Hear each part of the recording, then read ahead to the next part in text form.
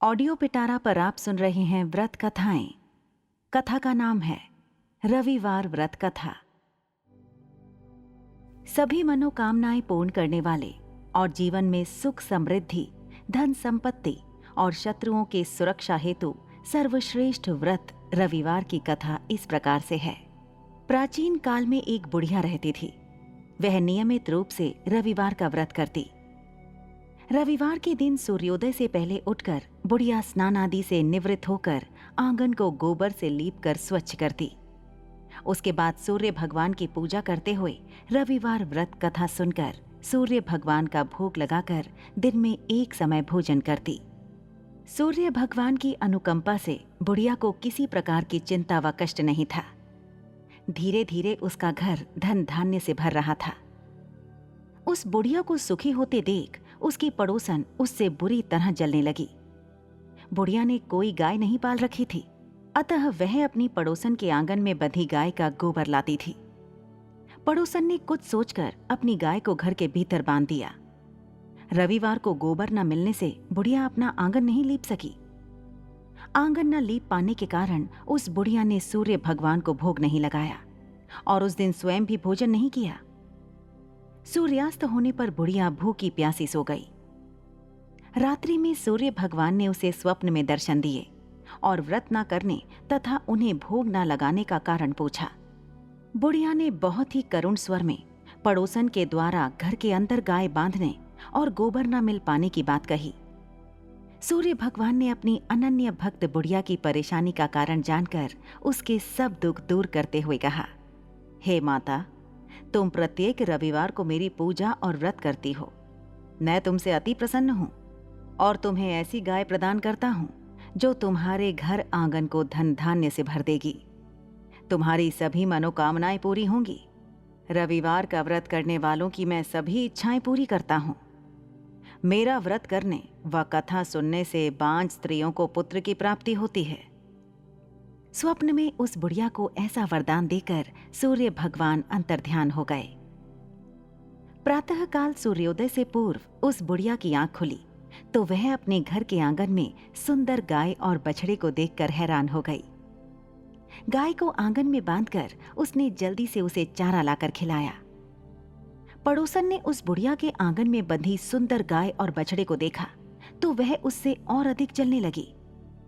तभी गाय ने सोने का गोबर किया। गोबर को देखते ही पड़ोसन की आंखें फट गईं।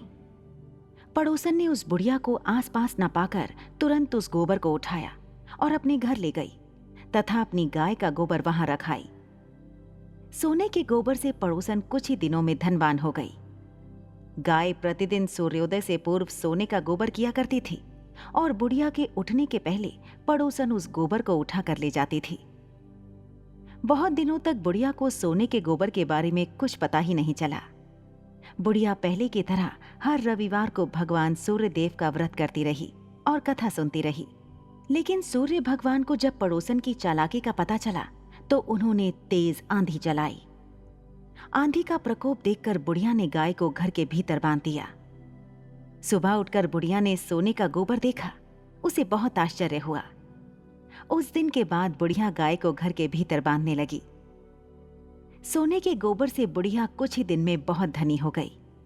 उस बुढ़िया के धनी होने से पड़ोसन बुरी तरह जल भुनकर राख हो गई और उसने अपने पति को समझा बुझाकर उस नगर के राजा के पास भेज दिया। राजा को जब बुढ़िया के पास सोने के गोबर देने वाली गाय के बारे में पता चला तो उसने अपने सैनिक भेजकर बुढ़िया की गाय लाने का आदेश दिया। सैनिक उस बुढ़िया के घर पहुंचे। उस समय बुढ़िया सूर्य भगवान को भोग लगाकर स्वयं भोजन ग्रहण करने वाली थी। राजा के सैनिकों ने गाय और बछड़े को खोला और अपने साथ महल की ओर ले चले। बुढ़िया ने सैनिकों से गाय और उसके बछड़े को ना ले जाने की प्रार्थना की। बहुत रोई चिल्लाई, लेकिन राजा के सैनिक नहीं माने। गाय व बछड़े के चले जाने से बुढ़िया को बहुत दुख हुआ।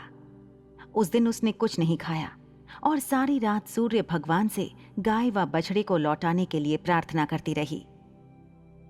सुंदर गाय को देखकर राजा बहुत खुश हुआ। सुबह जब राजा ने सोने का गोबर देखा तो उसके आश्चर्य का ठिकाना ना रहा। उधर सूर्य भगवान को भूखी प्यासी बुढ़िया को इस तरह प्रार्थना करते देख उस पर बहुत करुणा आई।